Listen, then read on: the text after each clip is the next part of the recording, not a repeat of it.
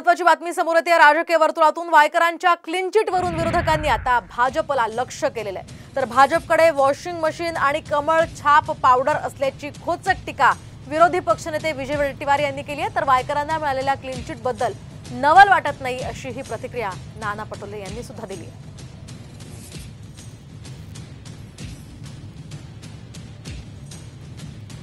तो भाजपमध्ये जाईल, तो स्वच्छ होऊन बाहेर येईल हा नाराज आहे। त्यांची वॉशिंग मशीन एवढी आहे, वॉशिंग मशीन भाजपाची आहे, कमल हा पावडर आहे, त्यामुळं कमल छाप पावडर टाकला आणि मशीनमध्ये घातलं भाजप मशीनमध्ये की तो माणूस धुवून स्वच्छ होऊन बाहेर निघतो।